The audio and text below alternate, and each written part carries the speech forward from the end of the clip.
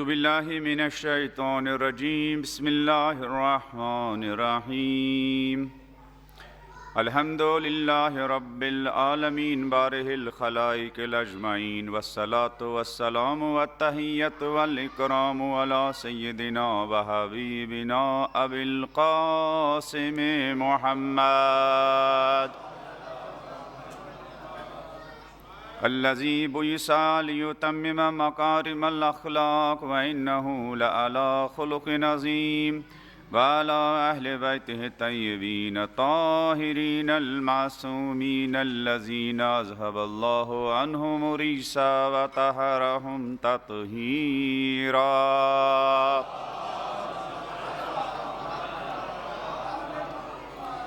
وَلَعْنَةُ الدَّائِمَةُ عَلَىٰ أَعْدَائِهِمْ أَجْمَعِينَ مِنَ الْآنِ إِلَىٰ قِيَامِ يَوْمِ الدِّينِ أَمَّا بَعْدُ فَقَدْ قَالَ اللَّهُ تَعَالَىٰ فِي كِتَابِهِ الْمُبِينِ وَهُوَ أَصْدَقُ الْقَائِلِينَ وَقَوْلُهُ الْحَقُّ رَبَّنَا هَبْ لَنَا مِنْ أَزْوَاجِنَا وَذُرِّيَّاتِنَا قُرَّةَ أَعْيُنٍ وَاجْعَلْنَا لِلْمُتَّقِينَ إِمَامًا رَبِّ اشْرَحْ لِي صَدْرِي وَيَسِّرْ لِي أَمْرِي وَاحْلُلْ عُقْدَةً مِّن لِّسَانِي يَفْقَهُوا قَوْلِي۔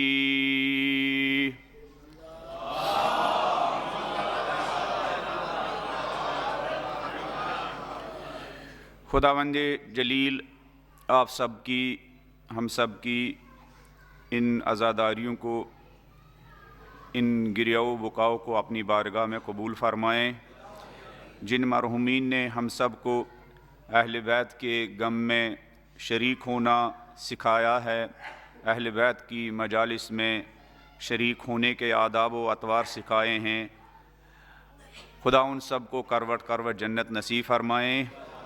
جن والدین نے ہم سب کی دلوں میں محمد و آل محمد کی محبت کو پروان چڑھایا ہے، اگر وہ ماں باپ اس دنیا سے چلے گئے ہوں، خدا ان سب کو بھی بی بی فاطمۃ الزہرا اور اولاد فاطمۃ الزہرا کی شفاعت نصیب فرمائیں۔ فرش اعضا پر بیٹھ کر زندگی بھر جن علماء کا بیان سنا، جن واعظین ذاکرین کا بیان سنا، مصائب و فضائل اہل بیت سنے، فرش اعضا پر جو مرثیہ خان مرثیہ پڑھ کے، جو نواح خان نوحہ پڑھ کے ہمارے دلوں کو کربلا اور اہل بیت کے مقدس مقامات کی طرف ہماری روحوں کو پرواز کرواتے ہیں، خدا ان سب کے مرحومین کو بھی کروٹ کروٹ جنت نصیب فرمائیں۔ وہ مومنین وہ مومنات جو اہل بیت علیہم السلام کی خوشنودی کے لیے اپنے ہاتھ پسینے کی کمائی کے ذریعے ان نظر و نیاز مجالس میں تبرکات تقسیم کرتے ہیں، خدا ان سب کے مرحومین کو بھی کروٹ کروٹ جنت نصیب فرمائیں۔ مشرق میں، مغرب میں، جنوب میں، شمال میں، ان ایام فاطمیہ میں جو لوگ فرش عصا بچھاتے ہیں، ان مجالس میں شرکت کرتے ہیں، خدا ان سب کے مرحومین کو بھی کروٹ کروٹ جنت نصیب فرمائیں، ان کی زندگیوں میں برکت عطا فرمائیں، ان کے مال میں برکت عطا فرمائیں، ان کو دنیا کے تمام شیاطین جن و انس سے محفوظ فرمائیں۔ محمد و آل محمد علیہم السلام کی عنایتیں ان سب کو، ہم سب کو شامل حال فرمائیں۔ مظفر نگر میں، یہاں اور دوسری جگہ پر جن مومنین نے آج تک اور یہ جو مجالس کا سلسلہ چل رہا ہے، جو ان مجالس کے بانی ہیں، یہاں اور باہر جو ان مجالس کو تعاون دے رہے ہیں، کنٹریبیوشن کر رہے ہیں، خدا ان سب کے مرحومین کو بھی کروٹ کروٹ جنت نصیب فرمائیں۔ ان مجالس کے انعقاد کے لیے چھوٹے سے چھوٹے کام سے لے کر بڑے سے بڑے کام کرنے والے نوجوان، خدا ان سب کے مرحومین کو کروٹ کروٹ جنت نصیب فرمائیں۔ ان نوجوانوں کی زندگی میں برکت عطا فرمائیں، اگر ان کی زندگی میں کوئی مشکل ہو، خدا اہل بیت کے صدقے، ان مجالس صدقے ان کی مشکلات کو آسان فرمائیں۔ زندگی بھر ہم نے بہت سارے لوگوں سے سیکھا، جن لوگوں کا آپ مومنین کی گردن پر حق ہے، مجھ حقیر طالب علم کی گردن پر جن لوگوں کا حق ہے، خدا ان سب کے مرحومین کو بھی کروٹ کروٹ جنت نصیب فرمائیں۔ محمد و آل محمد علیہم السلام کی شفاعت ان سب کو نصیب فرمائیں، بحق ہدیہ سورہ مبارکۃ الفاتحہ۔ بسم اللہ الرحمن الرحیم، الحمد للہ رب العالمین، الرحمن الرحیم، مالک یوم الدین، ایاک نعبد و ایاک نستعین، اهدنا الصراط المستقيم صراط الذين أنعمت عليهم غير المغضوب عليهم ولا الضالين بسم الله الرحمن الرحيم قل هو الله أحد الله الصمد لم يلد ولم يولد ولم يكن له كفوا احد۔ اپنی صحت و سلامتی کے لیے وہ خوش قسمت لوگ جن کے سروں پر ماں باپ کا رحمت کا سایہ ہے، وہ سایہ تا دیر آپ سب کے ہم سب کے سروں پر باقی رہنے کے لیے دنیا بھر میں جو لوگ دین اسلام اور مکتب اہل بیت کی خدمت انجام دے رہے ہیں، ان دین کے خدمت گزاروں کی صحت و سلامتی کے لیے خصوصاً فرزندان زہرا آیت اللہ عظمیٰ خامنئی، آیت اللہ عظمیٰ سیستانی اور دیگر جو اہل بیت علیہ السلام کی مشن اور اہل بیت علیہ السلام کی تعلیمات اور پیروان اہل بیت علیہ السلام کے لیے ایثار و فداکاری کر رہے ہیں، ایران میں، لبنان میں، شام میں اور دنیا کے دوسرے جگہوں پر، پارا چنار میں، ان تمام دین اور اہل بیت علیہ السلام کے خدمت گزاروں کی صحت، سلامتی، تندرستی کے لیے بلند آواز میں ایک صلوات پڑھ دیجیے۔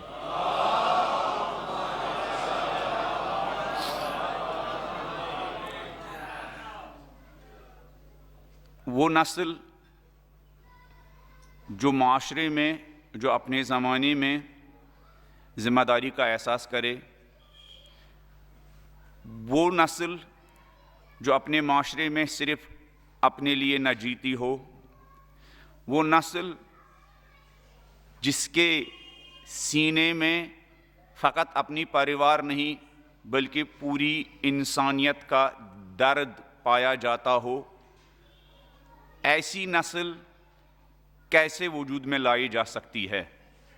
اور اس نسل کو وجود میں لانے کے لیے کن کا رول سب سے امپورٹنٹ ہے اور کن کا رول سب سے زیادہ اہم ہے؟ عرض کیا کل قرآن کی ایک دو آیات کی روشنی میں، ایسی نسل جو انسانیت کا بوجھ اٹھائے ہر ماں باپ کی آرزو ہے، البتہ ایسے ماں باپ کی آرزو جن کی فطرت پاک ہو، ورنہ وہ ماں باپ، وہ لوگ جن کی فطرت مادہ پرستی کی وجہ سے آلودہ ہو گئی ہو، وہ اپنی نسل اور اپنے بچوں سے لوٹنا سکھاتے ہیں، لٹانا نہیں سکھاتے ہیں۔ لیکن وہ نسل جن کی فطرت پاک ہو، گناہوں کی وجہ سے آلودہ نہ ہوئی ہو، دنیا کی اس چکو چوندی کی وجہ سے وہ ان کی فطرت آلودہ نہ ہوئی ہو، دنیا پرستی کی وجہ سے ان کی فطرت آلودہ نہ ہوئی ہو، ہر ماں باپ چاہتا ہے کہ ایسے بچے ہوں جو نیک کاموں میں آگے آگے ہوں، فاستبقوا الخیرات، خیرات میں کمپٹیشن ہو، جو یہ نہ کہے معاشرے میں بہت سارے لوگ ہیں اس کام کو کرنے کے لیے، میں کیوں کروں گا، بلکہ جو یہ کہے معاشرے میں نیک کام کرنے کی سب سے بڑی ذمہ داری میری ہے اور میری پریوار کی ہے۔ وہ نسل جو فاطمہ الزہرا سلام اللہ علیہا نے تربیت کی، اس نسل نے جب بھی دیکھا دین خطرے میں ہے تو اس نسل نے یہ نہیں کہا ہے دوسرے لوگ دین کے خطرے کو کیا ٹال لیں گے، اس نسل نے جب دیکھا لوگوں کو ہماری صلاحیتوں کی، ہماری زندگیوں کی، ہمارے مال کی ضرورت ہے، انہوں نے یہ نہیں کہا دوسرے لوگ آگے آئیں گے، انہوں نے کہا کہ نہیں، ہم ہی حقدار ہے، ہم دین کو بچائے اور دین والوں کو بچائے اور غریب اور مستضعف اور مظلوم اور ستم رسیدہ انسانیت کو بچائے۔ ہمارے یہاں ایک بڑی پریشانی یہ ہے کہ ہم سمجھتے ہیں نہیں ہمارے بچے کیوں کودیں گے، بلکہ ایسا اس مادہ پرستی کی وجہ سے ایسے پیرنٹس وجود میں آ گئے ہیں جو بچوں کو دینی ذمہ داریاں، سوشل ذمہ داریاں، اجتماعی ذمہ داریاں، معاشرتی ذمہ داریاں انجام دینے سے روکتے ہیں۔ نبی مکرم جو اپنے بچوں کے لیے ایک چھوٹا سا گول معین کرتے ہیں، جو اپنے بچوں کے لیے ایک چھوٹا سا ہدف معین کرتے ہیں، جو اپنے بچوں کے لیے ایک چھوٹے سے مقاصد کیا معین کرتے ہیں، حیوانی مقاصد، دنیاوی مقاصد، لمیٹڈ اور محدود مقاصد، ایسے ہی لوگوں کے لیے نبی رحمت حضرت محمد مصطفیٰ صلی اللہ علیہ وآلہ وسلم ایک مرتبہ مدینے کے گلیوں سے نبی مکرم حضرت محمد مصطفیٰ گزر رہے تھے،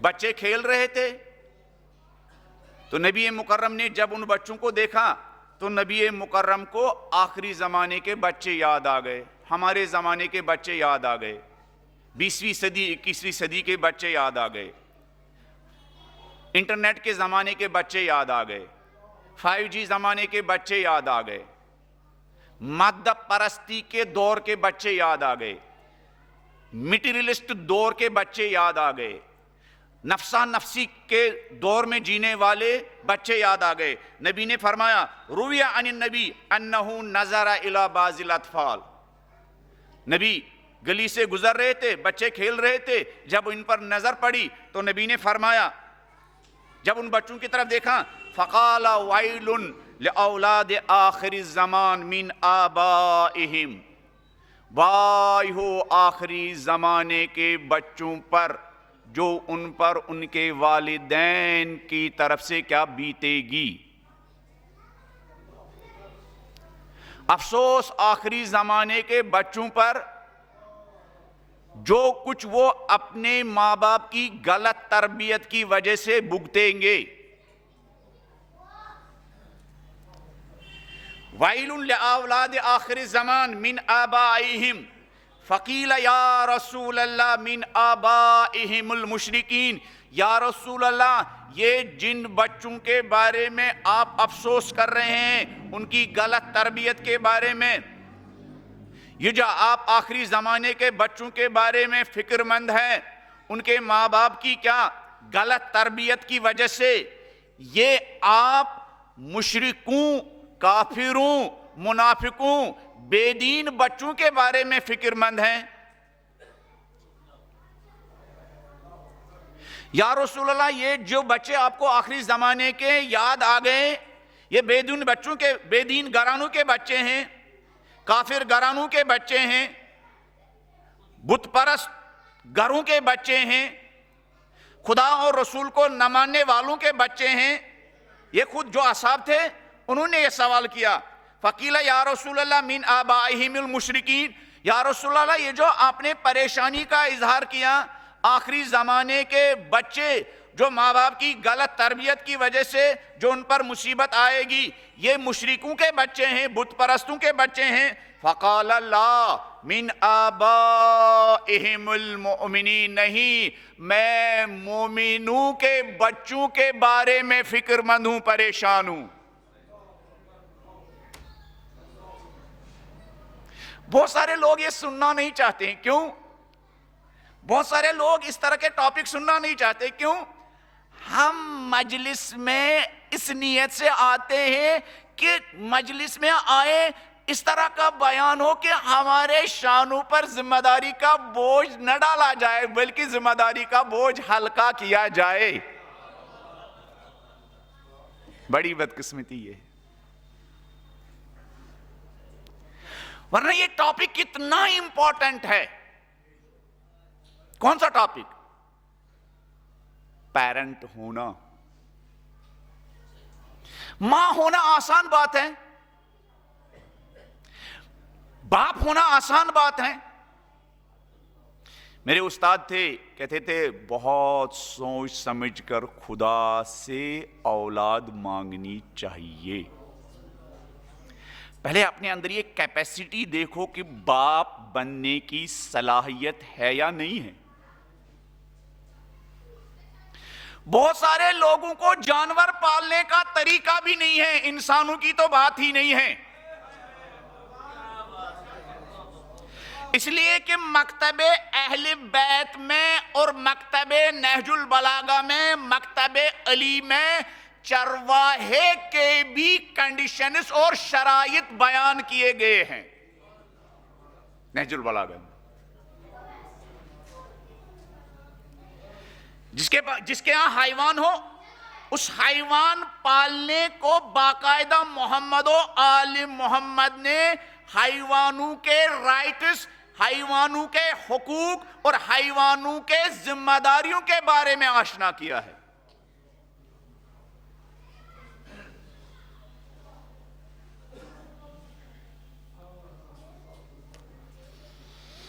تو پیغمبر نے جب اصحاب نے سوال کیا یا رسول اللہ، یہ جو آپ نے نگرانی کا احساس کیا، یہ جو پریشانی کا اظہار کیا، یہ جو آپ کو آخری زمانے کے بچوں کی غلط تربیت کے بارے میں کیا یہ بے چینی ستا رہی ہے، یہ مشرکوں کے بچوں کی بے چینی ستا رہی ہے؟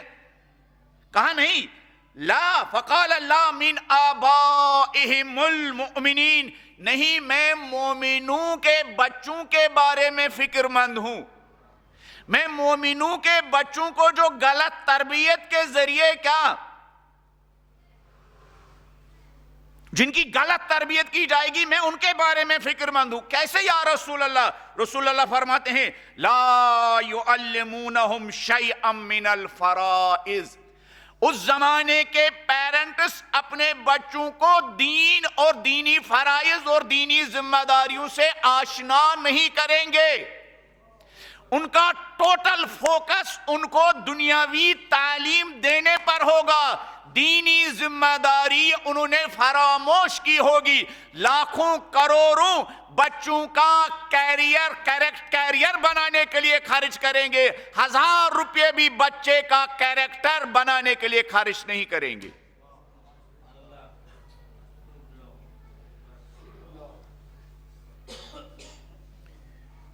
لا يعلمونہم شیئا من الفرائض، کچھ بھی دین نہیں سکھائیں گے۔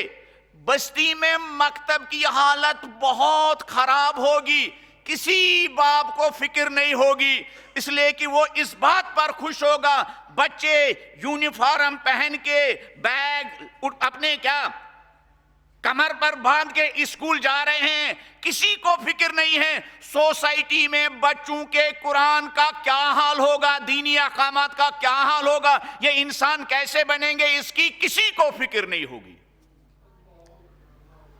جس یو پی سے، جس مظفر نگر سے، جس سہارنپور سے اس صدی کے سب سے بڑے مسلح رہبر علامہ غلام عسکری نے ہر اس قوم کے ہر فرد کو دیندار بنا دو کی تحریک چلائی تھی، اور اس تحریک کے نتیجے میں چائنا بارڈر تک اس وقت سینکڑوں مکاتب چل رہے ہیں، لیکن جہاں سے یہ چراغوں جلانے کا سلسلہ چلا تھا، یہاں یہ مکاتب کے چراغ بجھ چکے ہیں۔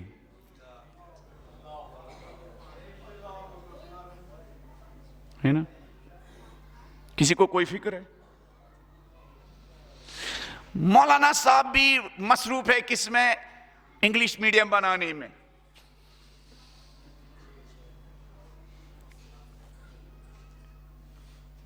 اگر میں بھی ابھی ایک رسید بک کھولوں تو میں یہاں 2-3 لاکھ روپیہ جمع کر سکتا ہوں، اور لوگ دیں گے بھی۔ اگر کوئی مولانا کہے میں لڑکیوں کا 2 گھنٹے کا اسکول چلاتا ہوں، مکتب چلاتا ہوں، دینی درسگاہ چلاتا ہوں، اس بیچارے کو کوئی 2000 روپے دینے کے لیے تیار نہیں ہوگا۔ کیوں؟ اس لیے کہ ہماری نگاہوں میں دنیا کی امپورٹنس ہے، دنیاوی تعلیم کی امپورٹنس ہے، دین کی امپورٹنس ختم ہو چکی ہے۔ اور اسی وجہ سے ہم دیکھ رہے ہیں بے دینی کی وجہ سے ہماری سوسائٹی کی اندر کی جو حالت ہے وہ تباہ و برباد ہو چکی ہے۔ آج سے 20 سال پہلے، آج سے 40 سال پہلے گھر کی 4 دیواری میں رہنے والے 2 بھائیوں کے اندر جو اخوت اور بھائی چارگی کا ماحول ہوتا تھا، آج ماڈرن زمانے میں 2 بھائیوں کے درمیان وہ اخوت و بھائی چارگی کا ماحول نہیں پایا جاتا ہے۔ آج سے 40 سال پہلے رشتہ داری میں جو اپنائیت تھی، وہ اپنائیت اب ختم ہو چکی ہے۔ آج سے 40 سال پہلے طلاق کی اتنی زیادہ کیا وہ نہیں تھی، اتنے زیادہ طلاق نہیں ہوتے تھے جب لوگ بہت زیادہ پڑھے لکھے نہیں تھے، لیکن آج گریجویٹ، پڑھے لکھے، ڈاکٹر، انجینئر کیا لوگوں کے درمیان وہ شادی کا رشتہ آگے نہیں بڑھا پا رہے ہیں۔ کیوں؟ ان کو دنیا کی تعلیم دی گئی ہے، وہ دینی تعلیم جس کے ذریعے انسان گھر بسانا سیکھتا ہے، اس سے ان کو آشنا نہیں کیا گیا ہے۔ اور بڑی بدقسمتی ہے کہ مجلس میں یہ ٹاپک بھی ڈسکس نہیں کیے جاتے ہیں. انسان ہزاروں قسم کے رشتوں اور ریلیشنز کا دوسرا نام ہے نا؟ انسان ہزاروں قسم کے رشتوں اور ریلیشنز کا دوسرا نام ہے. یہ انسانی رشتے کیسے کیا ٹھیک ہو سکتے ہیں؟ یہ کالج اور یونیورسٹی نہیں، یہ قرآن اور محمد و آل محمد سکھائیں گے ہزاروں انسانی رشتوں کو کیسے کیا نبھایا جا سکتا ہے. ہزاروں رشتے ہیں. تو پیغمبر نگراں 1400 سال پہلے پیغمبر فرماتے ہیں فقیل یا رسول اللہ من آبائہم المشرکین فقال اللہ من آبائہم المومنین. نہیں، میں تو دیندار لا الہ الا اللہ پڑھنے والے گھرانوں میں پلنے والے بچوں کے بارے میں فکر مند ہوں.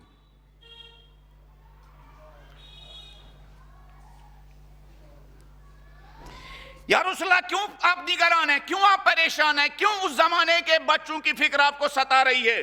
فرماتے ہیں فکر یہ ستا رہی ہے لا یعلمونہم شیئا من الفرائض، وہ دین کا ایک فریضہ بھی ان کو نہیں سکھاتے ہیں.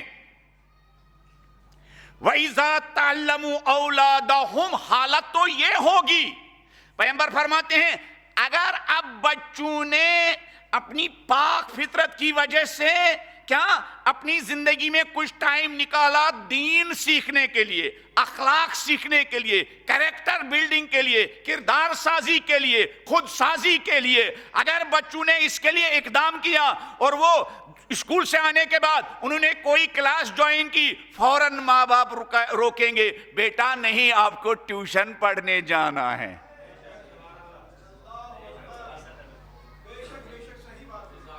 ارے ایام فاطمے میں مجلس میں مت جاؤ بیٹا، تمہیں نیٹ دینا ہے، جے دینا ہے، ہاں آئیس کا ایگزام دینا ہے، فلان کمپیٹیٹو ایگزام میں شرکت کرنا ہے، مجلس میں مت جاؤ.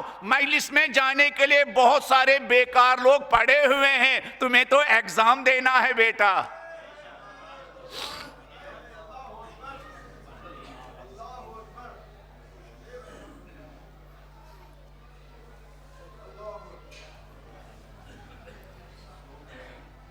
وَإِذَا تَعَلَّمُوا أَوْلَادُهُمْ مَنَعُوا، اگر مظفر نگر کے کسی باپ کو پتہ چلا علی گڑھ میں جو میرے بچے ہیں، بنگلور میں جو میرے بچے ہیں، دلی میں میرے بچے ہیں، ان کو پتہ چلا بچے کسی سنڈے دینی کلاسز میں شرکت کرنے جاتے ہیں، یہ باپ اسی وقت فون اٹھائے گا اور اپنے بیٹے کو ڈانٹے گا.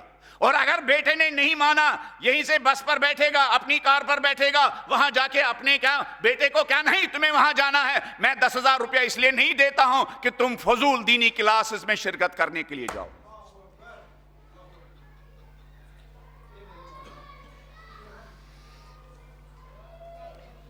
بلند آواز میں ایک صلوات پڑھ دیجیے.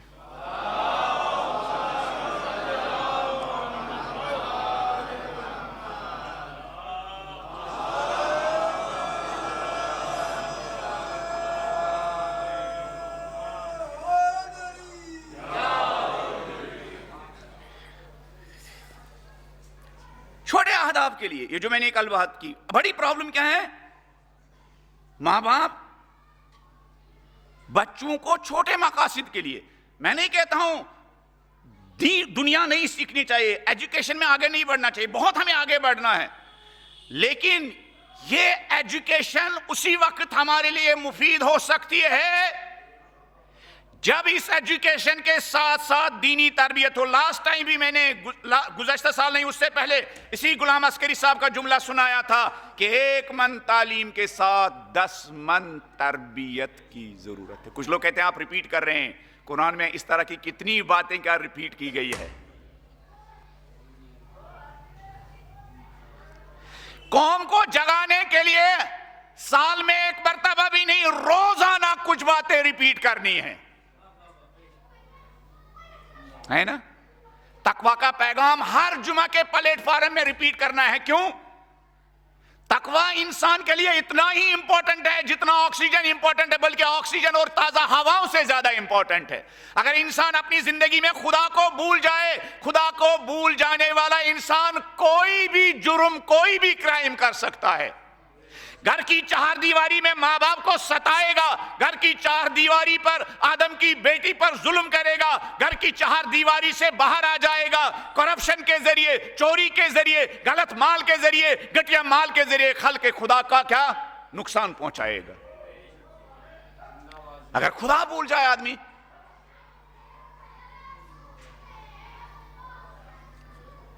فرمایا فقال اللہ من آبائہم المؤمنین لا يعلمونہم شیئا من الفرائض وَإِذَا تَعَلَّمُوا أَوْلَادُهُمْ مَنَعُوا، اور جب ان کے بچے کچھ دین سیکھنا چاہیں اپنی پاک فطرت کی وجہ سے، منعوا، ان کے ماں باپ ان کو روکیں گے۔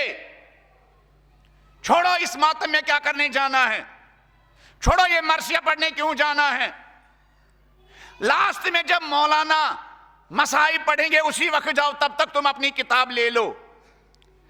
لیکن جن کو پتا تھا یہ فرش عزا کی امپورٹنس کیا ہے، جن کو پتا تھی اس مجلس کے ذریعے انجینئروں کی کس چیز کی انجینئرنگ ہوتی ہے، ڈاکٹروں کی کس چیز کی انجینئرنگ ہوتی ہے، وہ سارا بوریا بسترا بند کرتے تھے، فرش عزا پر حاضر ہوتے تھے۔ لاسٹ ٹائم بھی میں نے کہا شہید قاسم سلیمانی 3 گھنٹہ پہلے فرش عزا پر حاضر ہوتے تھے ایام فاطمیہ میں۔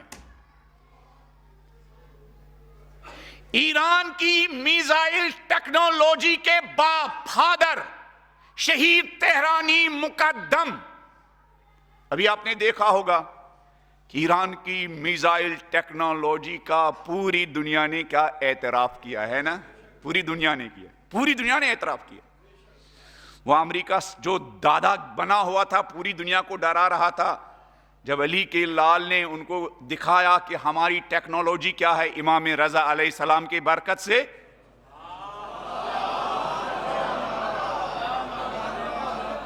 تو وہ بیگی بلی بن گئے۔ یہ ٹیکنالوجی کس انسان نے دی تھی؟ یہ ٹیکنالوجی ایک ایسے انسان نے ایران کو دی تھی، ایک ایسے انجینئر نے ایران کو دی۔ ایران کی اس میزائل ٹیکنالوجی میں جس انسان کی رات دن کی محنتیں ہیں، اس انجینئر کا نام ہے مہندس انجینئر تہرانی مقدم۔ ان کے بارے میں ہے کہ وہ فرش عزا پر آتے تھے، صبح زیارت عاشورہ پڑھتے تھے، اور فرش عزا میں جو رومال، جس رومال سے وہ آنسو صاف کرتے تھے، صبح زیارت عاشورہ پڑھتے وقت جس رومال سے وہ آنسو صاف کرتے تھے، وہ الماری میں اس کو سجا کے رکھتے تھے اور بچوں کو وصیت کر کے رکھی تھی، بچوں جب میں انجینئر مر جاؤں یا شہید ہو جاؤں، میرے کفن کے ساتھ اس رومال کو ساتھ رکھنا۔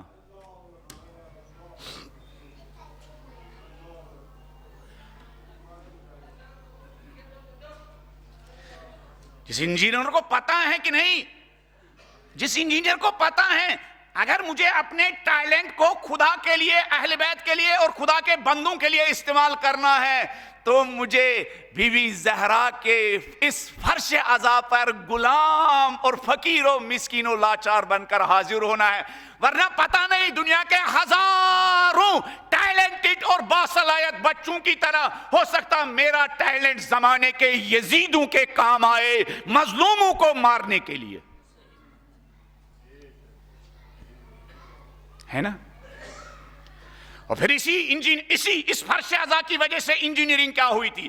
یہ انجینئر تہرانی مقدم کہتے ہیں ایران عراق وار میں مکتب شیعت، مکتب زہرا، مکتب علی، مکتب اہل بیت کے لیے صدر اسلام سے لے کر آج تک جن لوگوں نے اپنا آرام چھوڑا، اپنی رگوں کا خون دیا اہل بیت کے مشن کے لیے، ان تمام شہیدوں کے درجات بلند ہیں، ان تمام شہیدوں کو بی بی زہرا کی شفاعت اور اولاد فاطمہ زہرا کی شفاعت نصیب ہونے کے لیے بلند آواز میں ایک صلوات پڑھ دیجئے۔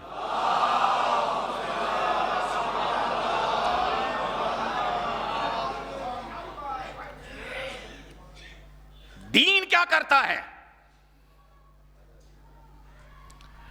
یہ تہرانی مقدم کہتے ہیں جب ایران عراق وار میں پوری دنیا صدام کے پیچھے تھی اور ہم کسی واسطے رشیا گئے میزائل خریدنے کے لیے، ہم نے رشیا کے انجینئروں سے کہا ذرا ایران کچھ 2-3 انجینئر بھیجو جو ہمیں سکھائے کہ میزائل کیسے بنائے. تو انہوں نے ہم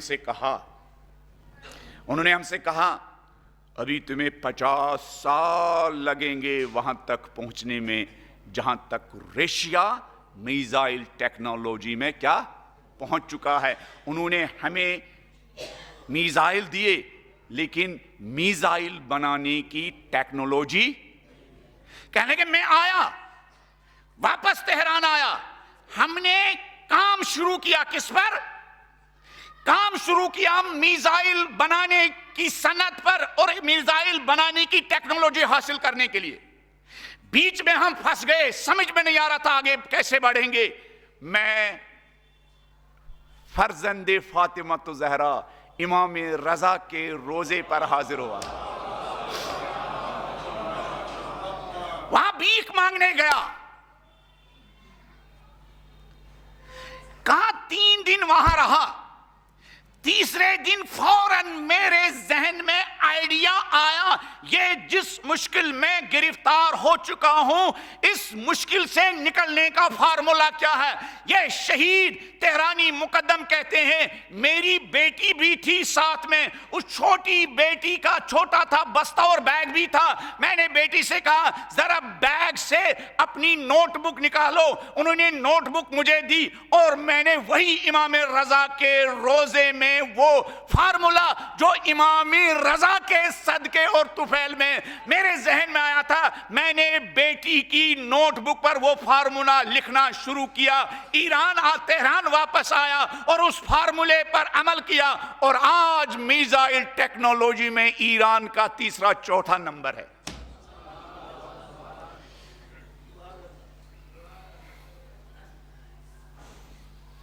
انہیں دین کو امپورٹنٹ ہی نہیں سمجھا.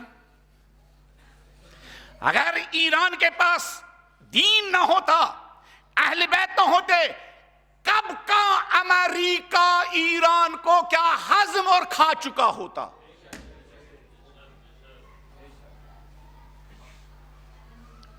پوری دنیا ایک طرف اور ایک چھوٹا سا 7-8 کروڑ کا ملک ایک طرف. پوری دنیا کے شیطانوں کا ویسا ہی پہرا جیسا نینوا اور کربلا میں یزیدوں, ابن زیاد, عمر سعد جیسے لوگوں کا پہرا تھا. جس طرح وہاں 72-30 ہزار کے نرگے میں تھے, آج ایک چھوٹا سا ملک پوری دنیا کے شیطانوں کے نرگے میں ہے. 40 سال سے 50 سال سے اہل بیت علیہم السلام کی طاقت کے صدقے, معنویت کے صدقے, روحانیت کے صدقے وہ ملک آگے ہی بڑھ رہا ہے, پیچھے نہیں ہٹ رہا.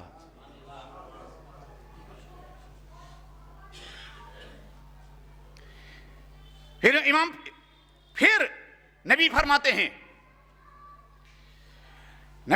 ہیں ان والدین کی پریشانی کیا ہوگی کہ لا یعلمونہم شیئا من الفرائض, وہ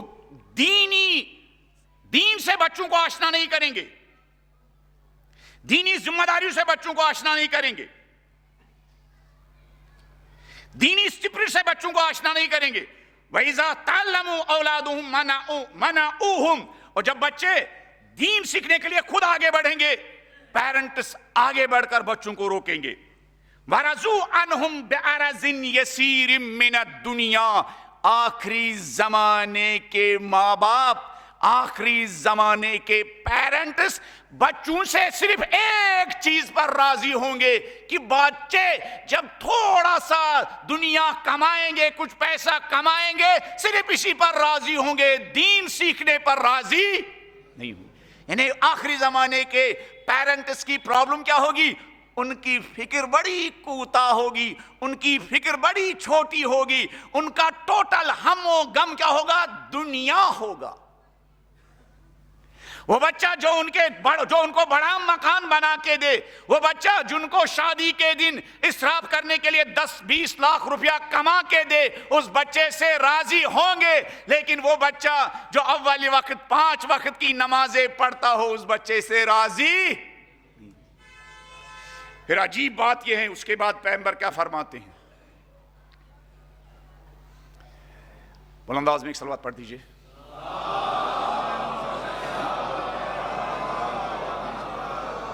اس کے بعد پیغمبر فرماتے ہیں ان آخری زمانے کے مادہ پرست پیرنٹس کے ساتھ، ان آخری زمانے کے میٹیریلسٹ پیرنٹس کے ساتھ، ماں باپ کے ساتھ، ان آخری زمانے کے دنیا پرست والدین کے ساتھ میرا کیا ریلیشن ہوگا؟ وہ میرا نام لیتے ہوں گے، فَأَنَا مِنْهُمْ بَرِي، میں ایسے نام نہاد کلمہ پڑھنے والوں سے بیزار ہوں۔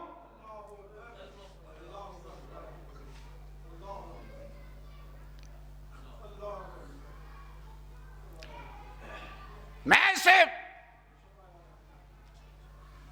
والدین سے بیزار ہوں جو دنیا کی حقیر چیزوں کے بارے میں بچوں پر 24 گھنٹے قربان ہونے کے لیے تیار ہو۔ زمین بیچیں گے، انجینئر بنے، ڈاکٹر بنیں گے، زمین نہیں بیچیں گے تاکہ بچہ انسان بنے۔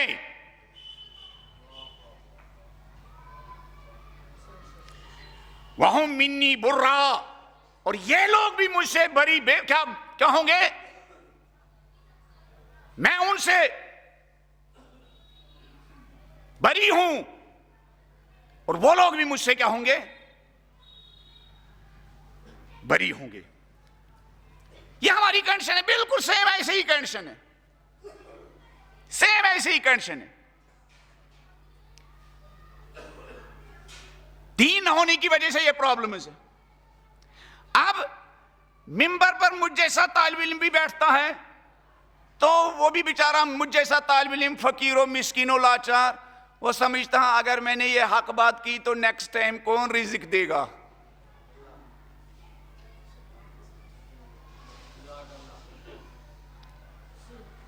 نیکسٹ ٹائم کون کھانا کھلائے گا؟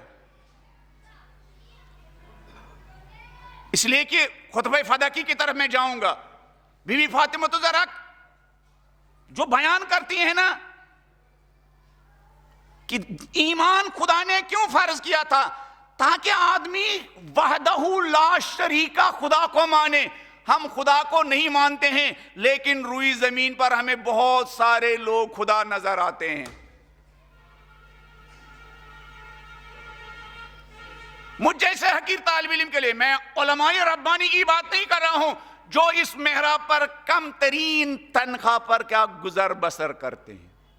آج بھی میں ایک جگہ تھا اسی مظفر نگر کے، اس سید عالمی دین نے بتایا میری تنخواہ کیا ہے، 20-25 سال سے خدمت انجام دے رہا ہوں۔ آپ کے بچوں کی مہینے کی پاکٹ منی 8,000 ہوگی، اور یہ خدا اور امام زمانہ کے سپاہی، ان کی مہینے بھر کی تنخواہ 8,000 ہے۔ آپ کے بچوں کی پاکٹ منی 8,000 ہوگی، اور جنہوں نے اس غربت میں مفلسی میں دین کی ذمہ داری اپنے شانوں پر اٹھائی، ان کے والدین کو بھی ہم نیچی نظر سے دیکھتے ہیں، اور یہ دینی ذمہ داری نبھانے والے علماء اور طالب علم کو بھی ہم نیچی نگاہ سے دیکھتے ہیں۔ پورے انڈیا میں یہ پریشانی۔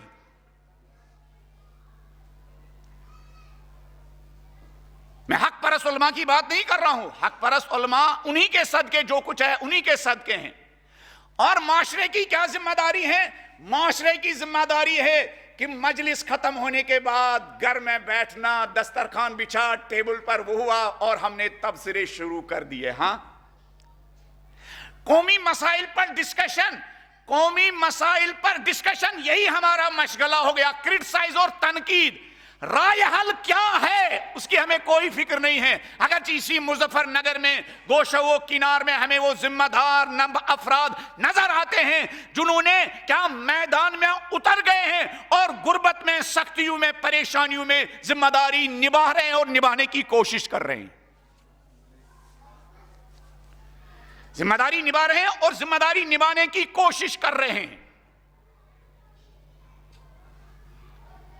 ہم اپنے مزاج کے مطابق کیا دین اور اہل بیت کو کیا ٹائم دینا چاہتے ہیں؟ جن دوستوں نے، نوجوانوں نے حقیر طالب علم کو بلایا اس بار پھر ان سے غلطی ہو گئی ہے، مجھے دعوت دی۔ ایام فاطمیہ کے لیے ایک ایسا انسان آنا چاہیے ممبر پر جس کے سینے میں واقعاً فاطمہ زہرا اور بی بی کا درد کیا پیدا ہو چکا ہو۔ مجھ جیسا بے درد انسان آپ کو کیا کر سکتا ہے؟ انہوں نے نہج البلاغہ کی کلاس رکھی، میں پہلے دن نہج البلاغہ لے کے آیا، نہج البلاغہ کے نوٹس بھی لے کے آیا۔ میں دیکھ رہا تھا کوئی رکے گا یا نہیں، خدا کے واسطے ایک آدمی بھی نہیں رکا۔ اور ڈسکس کیا کرنا تھا؟ نہج البلاغہ، نہج البلاغہ ڈسکس کرنا تھا، علی کے خطبے ڈسکس کرنے تھے، علی کی باتیں ڈسکس کرنی تھی، علی کا درد ڈسکس کرنا تھا۔ علی نے اپنے ماننے والوں کے لیے جو کامیاب زندگی کی جو ڈیزائننگ کی ہے، جو منصوبہ بندی کی ہے، وہ منصوبہ بندی اور وہ ڈیزائننگ ڈسکس کرنی تھی۔ ایک بھی نہیں رکا، ایک بھی نہیں رکا۔ یہ کس بات کی انڈیکیشن ہے؟ یہ اس بات کی انڈیکیشن ہے ہماری مرضی کے مطابق کیا ٹائم سیٹ ہونا چاہیے، ہم دین کے مطابق اپنے آپ کو سیٹ کرنے کے لیے تیار نہیں۔ اگر مجلس کا ٹائم ادھر ادھر ہو جائے، نہیں، ہم نہیں آئیں گے، ہم نہیں آئیں گے۔ پھر آپ کے ان بچوں کو کون سنبھالے گا؟ فیس بک سنبھالے گا؟ انسٹاگرام سنبھالے گا؟ کون سنبھالے گا آپ کے بچوں کو؟ آپ کے بچوں کو موجودہ دور کے رہبروں اور رہنماؤں کو اتنی فکر نہیں ستاتی ہے جتنی 1400 سال پہلے علی مرتضیٰ کو آپ کے بچوں کی فکر ستاتی تھی۔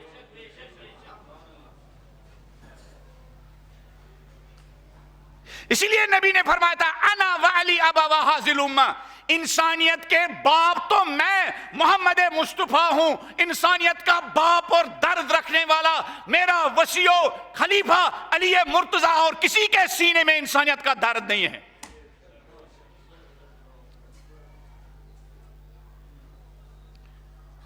ہمارے ارد گرد کیا ہے؟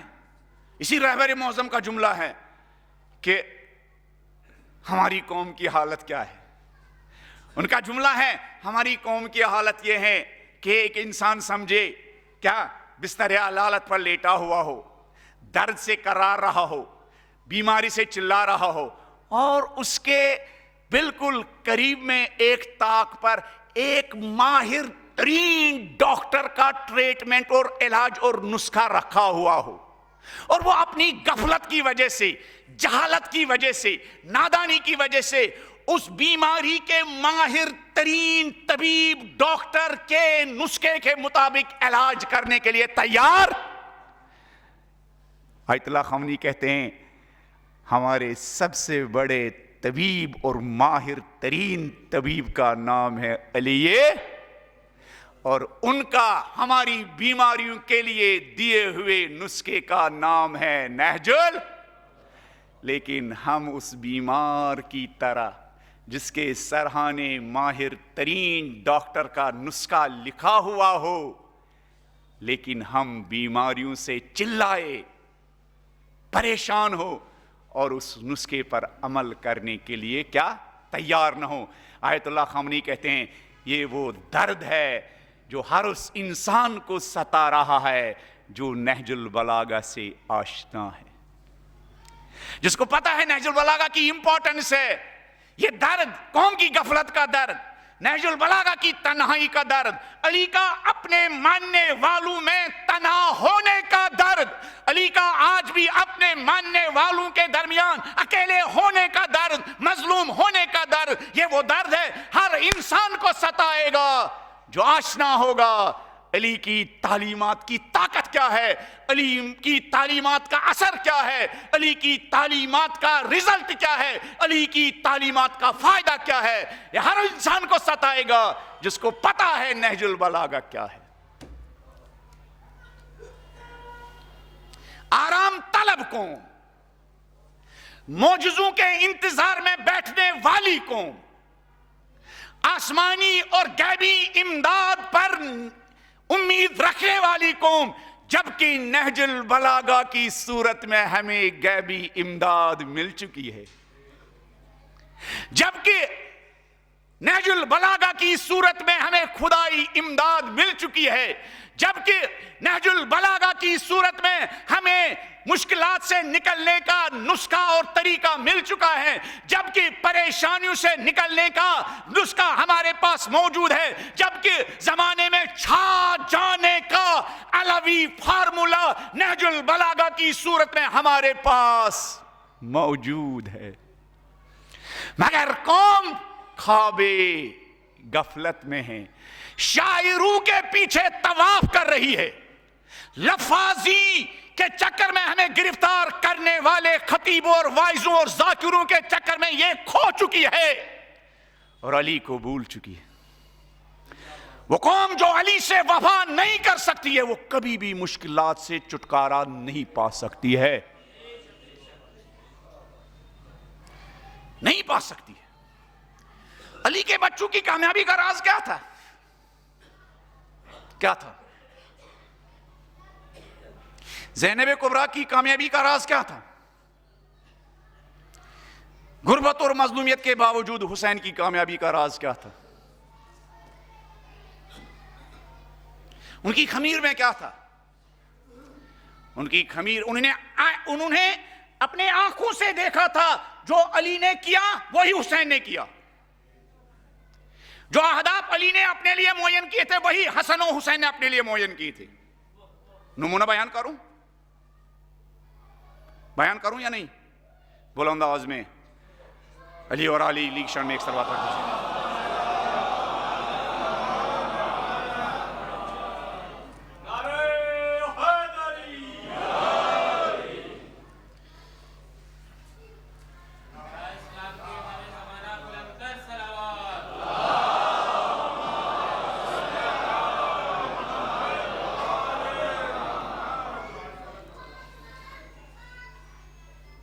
علی کے بچوں کی کامیابی کا راز کیا تھا؟ زینب زمانے کے یزیدوں پر، عمر سعد اور ابن زاد پر اتنے بڑے لشکر کے باوجود ان کی منصوبوں کو ناکام کرنے میں کیسے کامیاب ہوئی؟ شہید مرزا مطہری کے بقول، کربلا کے تاراج کے بعد جب زینب کبریٰ ابن زیاد کے دربار میں وارد ہوئی اور علی کے لہجے میں علی کی فصاحت و بلاغت کے ساتھ گفتگو کرنے لگی اور ابن زیاد کو اپنے دربار میں للکارا، یہ کہہ کر کہ قد قیدک مناسب جہدک فواللہ لا تمحو ذکرنا، ابن زیاد جو تمہارے بس میں ہے کرو، جو تمہارے بس میں ہے کرنا ہے کرو، فواللہ قسم ہے خدا کی قدرت اور خدا کی کبریائی کی، فواللہ لا تمحو ذکرنا، تو نام محمد و آل محمد مٹانے میں کامیاب نہیں ہو سکتا ہے۔ شہید مرزا مطہری کہتے ہیں اس انداز سے بیوی نے زہرا کی بیٹی نے خطبہ دیا کہ 72 شہیدوں کی شہادت کے باوجود وہ اپنی آنکھوں کے سامنے حسینیت کا بلند ستارہ کیا اور کامیابی کا ستارہ اپنی آنکھوں کے سامنے دیکھ رہی تھی۔ شہید مرزا مطہری فرماتے ہیں اس وقت ابن زاد کو احساس ہو گیا میں نے حسین کو کربلا میں گھوڑوں کے ٹاپوں کے نیچے پامال کیا، لیکن روح حسین زینب کے پیکر اور جسم میں سرایت کر کے یہ روح حسین میرے ہی دربار میں مجھے للکار رہا ہے۔ روح حسین ان بچوں کی خمیر میں کیا تھا؟ معجزے تھے؟ نہیں، معجزے نہیں تھے، تربیت کا اثر تھا۔ اب میں اس طرف نہیں جاؤں گا، مولا حسین نے کہاں کہاں پر اپنی ماں اور اپنے باپ کی تربیت کا اثر کی طرف اشارہ کیا۔ نہج البلاغہ میں ایک خطبہ نمبر 131 میں مولا علی علیہ السلام نے علی اور آل علی کے اہداف بیان کیے، ان کی پینز، ان کا درد، ان کا ویژن، ان کا مقصد، ان کی بے قراری، ان کی تمنا، ان کی آرزوؤں کے بارے میں گفتگو کی ہے۔ سیم وہی الفاظ جو مولا نے خطبہ نمبر 131 نہج البلاغہ میں میدان مینا میں کربلا سے 1 سال پہلے جو مولا حسین نے مفتیوں کے درمیان، محدثوں کے درمیان، اصحاب کے درمیان، تابعین کے درمیان، دام نہاد حاجیوں کے درمیان جو خطبہ دیا، مولا حسین نے سیم وہی اہداف اپنے انقلاب کے بیان کیے جو علی نے اپنے زندگی میں اہداف بیان کیے تھے، ہو بہو بیٹے کے وہی اہداف جو اہداف باپ کے تھے۔ اس لیے میں نے کہا ہماری پہلی ذمہ داری گھر میں ایک آئیڈیل باپ بننا۔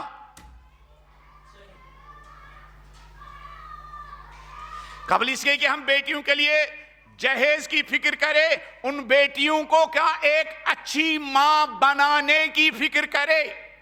قبل اس کے کہ ہم اپنے بیٹے کے لیے ایک اچھا سا گھر تیار کرے، اس بیٹے کو باپ بننے کی تربیت دے، باپ بننا سکھائے۔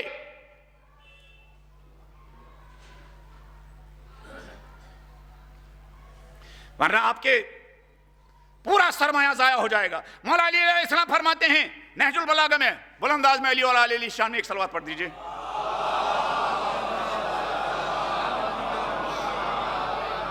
اللہم انکا تعلم، یہ علی کا درد ہے، اللہم انکا تعلم، معبود میں ایسے جاہل لوگوں میں زندگی گزر رہا ہوں کہ ان کو پتہ نہیں ہے علی کی بے قراری کیا ہے۔ ایک امام کے لیے یہ تنہائی بہت بڑی تکلیف ہے، جب جن لوگوں کے درمیان وہ امام رہتا ہو وہ امام کے درد کو نہ سمجھتے ہو۔ امام اپنے ماننے والوں کے درمیان تنہا ہو، یہ تنہائی امام کو سب سے زیادہ ستاتی ہے۔ اس لیے مولا لوگوں سے نہیں کہتے ہیں، خدا سے خطاب کر کے کہتے ہیں اللہم انکا تعلم، معبود میں جن کے درمیان رہتا ہوں یہ تو مجھے سمجھتے نہیں ہیں، میری بے قراری نہیں سمجھتے، میرا مقصد نہیں سمجھتے، میری پینز نہیں سمجھتے ہیں، میرا ویژن نہیں سمجھتے ہیں،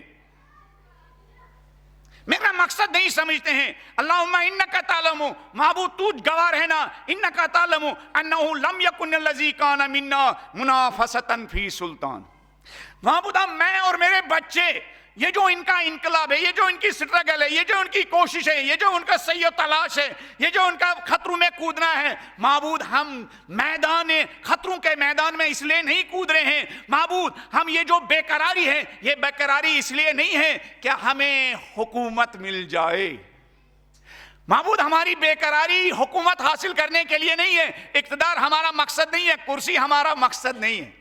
معبود میں ایسے لوگوں میں گرفتار ہو چکا ہوں، وہ سمجھتے ہیں شاید علی بھی کرسی کے لیے یہ ساری محنت کرے، یہ خطبے دے رہے ہیں، یہ گھر گھر جا رہے ہیں، یہ واز کر رہے ہیں، یہ مجلسیں پڑھ رہے ہیں، معبود لوگ سمجھتے ہیں شاید کیا میں یہ جو میری سٹرگل ہے، یہ جو میری کوششیں ہیں، جو میں بیدار کر رہا ہوں لوگوں کو، شاید لوگ سمجھتے ہیں میں حکومت کے لیے۔ معبود تو گواہ رہنا، کرسی سے میرا کوئی واسطہ نہیں۔ ولا التماس شيء من فضول الحتام ولكن لنريد المعلم من دينك، معبود میں علی تیرا بندہ اور میرے بچے، ہم سب کی ایک ہی بے قراری ہے، تیرے دین کی نشانیاں زندہ ہو جائے، چاہے تیرے دین کی نشانیاں زندہ کرتے کرتے ہمارے نام و نشان مٹ جائے، ہے نا؟ بظاہر کربلا میں زہرا کی نسل کے نام و نشان مٹائے گئے، گھوڑوں کے ٹاپوں کے نیچے پامال کیا گیا، لیکن جو دین کے لیے مٹتا ہے وہ مٹتا، اور جو دنیا کے لیے مٹتا ہے وہ باقی اس کا کہیں نام و نشان نہیں ہوتا۔ یہ خدا کا اصول ہے۔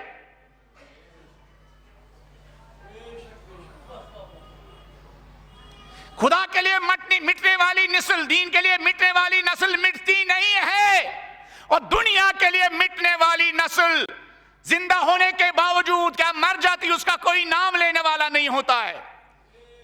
ہر طرف ہر جگہ نسل فاطمۃ الزہرا کا چرچا کیوں ہے؟ اس لیے کہ کل بھی اور آج بھی اس نسل نے اپنا سب کچھ دین کے لیے، دینی نشانیوں کے لیے قربان کیا۔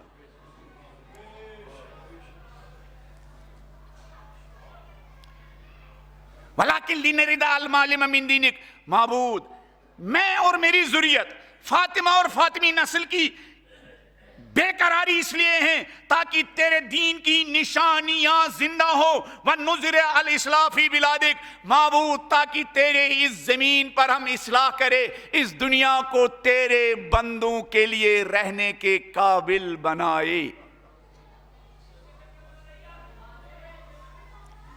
माबूद हम इस्लाह चाहते हैं, तब्दीली चाहते हैं। यह जमीन, इसका आदिलाना निज़ाम, इसका तालीमी निज़ाम, इसका अखलाकी निज़ाम, इसका मईशती निज़ाम, इसका रहन सहन का निज़ाम, उसमें हम तब्दीली चाहते हैं। माबूद तेरी मर्जी के मुताबिक हम इस ज़मीन पर इस्लाह और तब्दीली चाहते हैं। इस्लाह अली का मकसद। अब अली के फजाइल इस तरह बयान किए जाते हैं कि इस्लाह मजलिसों में एक अलयाज़ुबिल्लाह ताना बन गया, एक गाली बन गई, है ना। अगर मेरे बाद कोई खतीब यहां पर आ जाए और वो ये कहने लगे इस्लाह करने वाला एक तालिब इल्म आया था, नीचे से क्या पूरा मजमा जूम के क्या उसको दाद देगा? हाँ, है ना। ताना बन गया, गाली बन गई है इस्लाह। वाली जो कहता मेरी जिंदगी का मकसद, मेरे बच्चों की जिंदगी का मकसद, मेरी परिवार का मकसद, पूरी नस्ल अली का मकसद, पूरी नस्ल और ज़ुर्रिये फातिमा का मकसद इस्लाह। फिर खुतबा मीना में मौला करबला से 1 साल पहले उन हाजियों के दरमियान जब खुतबा दे रहे हैं, जब बेटे ने देखा कि बाप की जिंदगी का मकसद क्या है, उस बेटे ने वही क्या बाप का मकसद, बाप की तमन्नाओं को अपनी तमन्नाएं बनाया। वरना आज के जमाने के पेरेंट्स बेटे से कहेंगे मोबाइल ज्यादा इस्तेमाल मत किया करो, और वो भी किस हालत में, हाथ में क्या हो? मोबाइल हो। आज ऐसे ही बच्चे हैं ना, आज ऐसे ही माँ बाप है ना, ऐसे ही परिवार है ना। बाप टीवी पर आईपीएल का मैच देखता हो, बच्चे से कहे बेटा अजान हो गई है, मस्जिद में चले जाओ।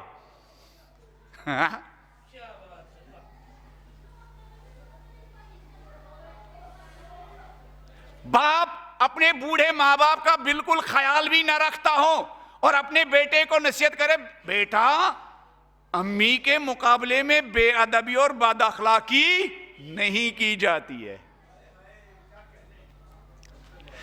बाप को पता चले बहन आने वाली है या बहन ने मदद के लिए क्या फोन किया है, कॉल किया, मैसेज किया है, और बेटा बाप बेटे से ही कहे जाके फूफी से कहो बाबा घर में नहीं है, वालिद साहब घर में नहीं है, और फिर ये बेअमल बाप अपने बेटे से कहे बेटा अपनी छोटी बहन का ख्याल रखा करो। हाँ,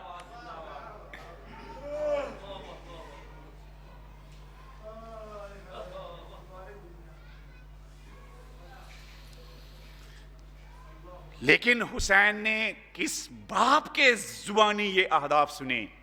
उस बाप की जुबानी जो रात के अंधेरे में इबादत में भी मसरूफ और खल के खुदा की मुश्किलात के लिए भी मसरूफ। जिन बच्चों ने देखा हमारा बाप यतीम बच्चों को अपने बच्चों से ज़्यादा प्यार देता है, जिन बच्चों ने देखा था हमारे बाप नाबीना लोगों के साथ उठता है, बैठता है, दस्तरखान बिछाता है, खाना खाता है, जिन बच्चों ने देखा था कि मदीने के यतीम, कूफा के यतीम, कूफे के गरीब बेसरपरस्त फैमिलीज़ के लिए अली अपने घर से राशन लेके जाते हैं और उन यतीमों को अपने शानों पर बिठाते हैं, और फिर क्या एक घोड़ा बनकर उनको सवारी देते हैं और बकरी की आवाज़ निकालते हैं, और फिर जब कंबर पूछते हैं मौला इन यतीम बच्चों को कितना प्यार दिया, अपने शानों पर बिठाया और कमरे में चक्कर लगा रहे थे, बकरी की आवाज़ भी निकाल रहे थे, आप भूल गए थे आप कायनात के अमीर है? कहा नहीं, मैं नहीं भूला था कायनात का अमीर हूँ, लेकिन ان بچوں کی یتیمی مجھ سے برداشت نہیں ہو رہی تھی. جب میں نے ان یتیم بچوں کو دیکھا، یتیمی کے آثار ان کے چہروں پر نمایاں تھے، میں چاہتا تھا گھر سے نکلتے نکلتے وقت ان کے وہ یتیمی کے آثار ختم ہو چکے ہیں.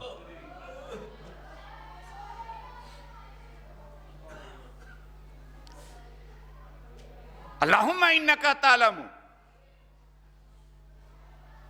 اور بی بی فاطمہ الزہرا کی بیٹی زینب کبریٰ نے کہاں سے سیکھا تھا یزیدیت کا مقابلہ کرنا؟ اپنی ماں فاطمہ الزہرا سے.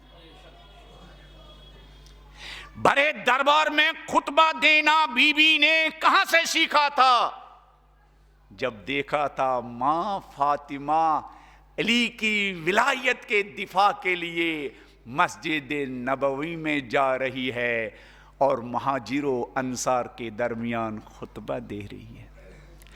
بی بی نے کہاں سیکھا تھا امامت اتنی امپورٹنٹ ہے، اپنے بچوں کو کفن پہنانا ہے اور امامت کو بچانے کے لیے میدان میں اتارنا ہے؟ اپنی ماں فاطمہ سے سیکھا تھا. جب ولایت اور امامت اور علی اور غدیر کو بچانے کے لیے فاطمہ گھر سے نکلی، حسن و حسین کا ہاتھ پکڑ کے نکلی تھی، تو زینب کو ماں فاطمہ الزہرا کے اس عمل سے پیغام مل گیا تھا، اگر کہیں اور کسی اور زمانے میں امامت خطرے میں پڑ جائے تو مجھے بھی اون و محمد کا ہاتھ پکڑ کر ان کو امامت کے دفاع کے لیے میدان میں اتارنا ہوگا. یہ مکتب عمل ہے، یہ مکتب فاطمہ الزہرا مکتب عمل ہے. اس لیے خمینی اپنے وصیت نامے میں کہتے ہیں، ہم کس زبان سے خالق کا شکریہ بجا لائے کہ ہمارے ماں باپ نے ہمیں علی اور فاطمہ کے ساتھ رشتہ استوار کیا ہے. ہم کس زبان سے اپنے والدین کا یہ احساس بلائے جن کو صحیح معنوں میں امام کہہ سکتے ہیں، آگے آگے رہنے والے، انسانیت کا بوجھ شانوں پر اٹھانے والے. وہ یہی ہے محمد اور آل محمد. وہ علی ہے، وہ زہرا ہے، اور علی و زہرا کی اولاد ہے. حقیقی دنیا سے آشنا کرنے والی ہستیاں، زندگی کے پاک و پاکیزہ مقاصد سے آشنا کرنے والی نورانی ہستیاں. اللہ اکبر.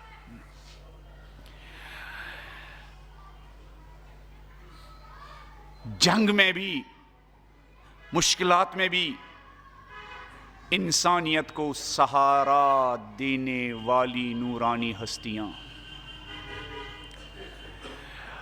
اللہ اکبر. زہرا فاطمہ الزہرا کی قربانیاں، نسل فاطمہ الزہرا کی قربانیاں، نسل فاطمہ الزہرا کے احسانات. اگر محمد و آل محمد کی محبت خدا نے واجب بھی نہیں قرار دی ہوتی، اگر قرآن کی آیت قُل لا اسألکم اجرا الا المودۃ فی القربی نازل بھی نہ ہوئی ہوتی، تو زمانے کے پاک و پاکیزہ اور انصاف پسند انسان اپنے اوپر اس خاندان کی محبت واجب قرار دیتے. اللہ اکبر.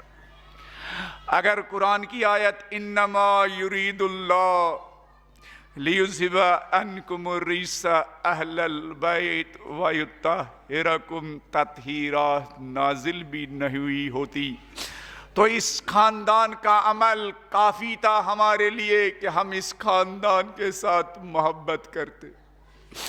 اس خاندان اور اس ذریت کا عمل ہمارے لیے کافی تھا، ہم اس خاندان کی عشق و محبت و الفت کو اپنے دلوں میں بساتے. اس خاندان کی بے دریغ، بے انتہا، بے شمار قربانیاں، خدمات، برکتیں کافی تھی کہ ہم اس خاندان کو صبح و شام سلام کرتے، اور نبی کی طرح ہماری زبانوں پر بھی کافی تھا کہ ہم نبی کی طرح صبح و شام السلام علیکم یا اہل بیت النبوہ و معدن الرسالہ انما یرید اللہ لیذہب عنکم الرجس اہل البیت ویطہرکم تطہیرا۔ اللہ اکبر۔ لیکن نبی نے اس بات پر صرف اکتفا نہیں کی، نبی نے اپنے لاڈلوں کو شانوں پر بٹھایا اور مدینے کی ایک ایک گلی میں ان کو سواری دے کر مدینے والوں سے کہا، مدینے والوں اس زہرا کی پاک و پاکیزہ اور قربانی دینے والی نسل کو نظر میں رکھنا، آشنا رکھنا، ان کی قربانیوں کو بھولنا نہیں۔ اللہ اکبر، اللہ اکبر۔ نسل فاطمہ الزہرا کی قربانیاں۔ حرم بی بی معصومہ کم میں ایک مشہور عالم دین حجت الاسلام والمسلمین فرحزاد، وہ اکثر بی بی معصومہ کم کے حرم میں مجلس پڑھتے ہیں۔ ایک مجلس میں وہ بیان کر رہے تھے کہ میں اصفہان گیا، جس امام بارگاہ میں مجھے مجلس پڑھنی تھی، جب میں امام بارگاہ کے اندر جانا چاہتا تھا، ایک خاتون نے مجھے اشارہ کیا، قبلہ مولانا صاحب علامہ ذرا دیکھیے یہ کوئی سیدانی ہے، زار زار رو رہی ہے، آپ کے انتظار میں بیٹھی ہوئی ہے۔ میں قریب گیا، میں نے کہا خیریت تو ہے، آپ اس انداز سے کیوں رو رہی ہے زار زار؟ تو وہ سیدانی آئے فرحزاد سے کہنے لگی، قبلہ کل جب میں مجلس میں آنے کے لیے حاضر ہوئی، میرا شوہر بھی تھا اور میرے تین بچے بھی تھے، میں بھی سیدانی، میرا شوہر بھی سید۔ ہم جب مجلس میں آئے اور جو باہر سٹال لگا ہوا تھا چائے کا، میرے چھوٹے بچے نے ضد کی، کہا ماں میں پہلے چائے پیوں گا، اور میں اندر جانے کے لیے اصرار کر رہا تھا۔ جب بچے کی ضد بڑھ گئی، مجھے مجلس سننے کا شوق تھا، بے قرار تھی بیان سننے کے لیے، مجلس سننے کے لیے، مصائب اہل بیت سننے کے لیے، بچے کی ضد دیکھ کر مجھے بچے پر غصہ آیا، میں نے اپنے بچے کے منہ پر ہلکا سا تماچا مارا۔ کہا میرا بچہ بہت خاموش ہو گیا اور چائے پینے کا جو ارادہ تھا وہ بھی چھوڑ دیا، اور مجلس میں بیٹھا بہت سکون کے ساتھ۔ جب ہم مجلس ختم ہونے کے بعد گھر پہنچے، کھانا کھایا، سویا، میں نے دیکھا خواب میں میرے گھر نبی رحمت حضرت محمد مصطفیٰ آئے ہوئے ہیں، سینے میں چائے کی کچھ پیالیاں رکھی ہوئی ہے، میرے بچوں کو چائے پلائی، لیکن جب میرے قریب آئے میری طرف دیکھا بھی نہیں۔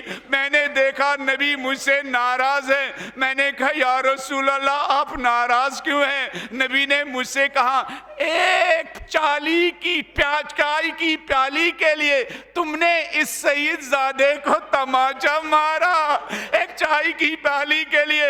میں کہوں گا یا رسول اللہ ایک سید زادے کے بچے کر پڑنے والا تماچا آپ سے رہا نہیں گیا۔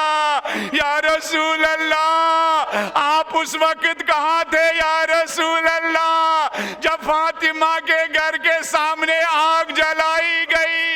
یا رسول اللہ آپ اس وقت کہاں تھے جب جلتا ہوا دروازہ فاطمہ کے بدن پر پہلو پر گرایا گیا؟ یا رسول اللہ آپ اس وقت کہاں تھے جب علی کے ہاتھوں میں رسی باندھ کے گھر سے نکالا جا رہا تھا؟ اللہ لعنت اللہ علی القوم الظالمین وَسَيَعْلَمُ الَّذِينَ ظَلَمُوا أَيَّ مُنْقَلَبٍ يَنْقَلِبُونَ اِنَّا لِلَّهِ وَإِنَّا إِلَيْهِ رَاجِعُونَ رِضًا بِقَضَائِهِ وَتَسْلِيمًا لِأَمْرِهِ۔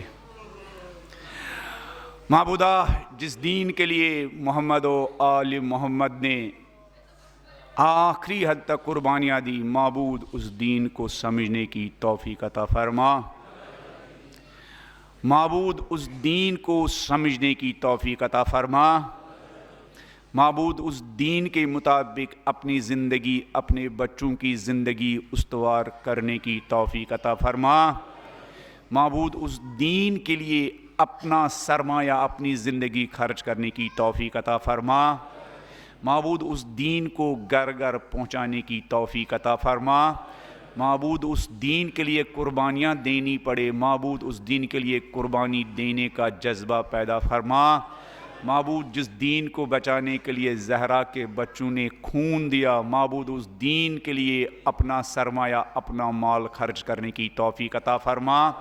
معبود جس دین کے لیے زہرا کے بچے میدان کربلا میں گھوڑوں کے ٹاپوں کے نیچے شہید ہوئے، معبود اس دین کی سربلندی کے لیے اپنے اختلافات بلا کے ایک دوسرے کے ہاتھ میں ہاتھ دینے کی توفیق عطا فرما۔ معبود اس دین کا پیغام عام کرنے کے لیے، اس دین کے مطابق اپنے بچوں کی زندگیاں استوار کرنے کے لیے ضرورت پڑے تو مکتب، حوزہ، درسگاہوں کی مدد کرنے کی توفیق عطا فرما۔ پالنے والے جن آدم کی اولادوں نے اپنے بچوں کو دین کے لیے واقف کیا، کوئی محراب سنبھال رہا ہے، کوئی حوزہ سنبھال رہا ہے، کوئی درسگاہ سنبھال رہا ہے، کوئی مکتب سنبھال رہا ہے، کوئی ممبر سنبھال رہا ہے، پالنے والے ان کی جو ذمہ داریاں ہمارے شانوں پر ہے، پالنے والے ان ذمہ داریوں کو انجام دینے کی توفیق عطا فرما۔ معبود امام زمانہ کو جن پاک و پاکیزہ کرداروں کی ضرورت ہے، پالنے والے ان مجالس کے صدقے ان پاک و پاکیزہ کرداروں کی تربیت کرنے کی توفیق عطا فرما۔ پالنے والے جو مومنین ان مجالس کے انعقاد کے لیے اپنا سرمایہ، اپنا مال خرچ کرتے ہیں، پالنے والے ان مومنین کی زندگی میں برکت عطا فرما، ان کے مال میں برکت عطا فرما۔ پالنے والے ہمارے مظفر نگر میں اور پورے دنیا میں مختلف مراکز میں جو علماء اور امام زمانہ کے سپاہی خدمات انجام دے رہے ہیں، پالنے والے دین کا مشن آگے بڑھانے کے لیے ان کے ساتھ تعاون اور ان کا سپورٹ کرنے کی، ان کی مدد کرنے کی توفیق عطا فرما۔ پالنے والی ایسی نسل جو نسل امام زمانہ کے کام آئے، ایسی نسل تربیت کرنے کے لیے ہم سب کو ایک دوسرے کے ساتھ تعاون کرنے کی توفیق عطا فرما۔ پالنے والے اہل بیت کی وہ تعلیمات جن میں ہماری مشکلات کا حل چھپا ہوا ہے، پالنے والے ان تعلیمات کی طرف توجہ دینے کی توفیق عطا فرما۔ ان تعلیمات کو، ان زندگی بدلنے والی تعلیمات کو تنہائی سے، غربت سے، مظلومیت سے باہر نکالنے کی توفیق عطا فرما۔ پالنے والے طرح طرح کی رسموں میں ہم جکڑے ہوئے ہیں، پالنے والے دینی مزاج اپنے اندر پیدا کرنے کی توفیق عطا فرما۔ پالنے والے دنیا والے بے وفا اور بد کردار رہبروں سے تنگ آ چکے ہیں، اس فرش عزا کے صدقے، انا آتینا کل کوثر کے صدقے ہمیں خامنئی اور سیستانی جیسے پاک و پاکیزہ رہبر ملے ہیں۔ پالنے والے ان فرزندان زہرا کا سایہ اس ملت پر دراز فرما۔ پالنے والے ان کے فرمان کے مطابق ہمیں زندگی گزارنے کی توفیق عطا فرما۔ پالنے والے ہمارے بہت سارے مومنین بیمار ہے، ایک بیمار نوجوان نے التماسی دعا کی ہے، میری والدہ بھی ہاسپٹل میں ہیں، پالنے والے ہم سب کے بیماروں کو شفائے عاجل عنایت فرما۔ پالنے والے ہمارے قوم کے بہت سارے ذمہ دار مکتبوں میں، مسجدوں میں، حوضوں میں، درسگاہوں میں، محرابوں میں، ممبروں میں دین کی خدمات انجام دے رہے ہیں، پالنے والے ان سب کی توفیقات میں اضافہ فرما۔ پالنے والے جن والدین نے ایسے امام زمانہ کے ناصر و مددگاروں کی تربیت کی ہے، پالنے والے اگر وہ والدین قبر میں سو رہے ہوں، پالنے والے ایسے دین کے اور امام زمانے کے ناصر پالنے والے والدین کو بھی کروٹ کروٹ جنت نصیب فرما۔ ماتم حسین۔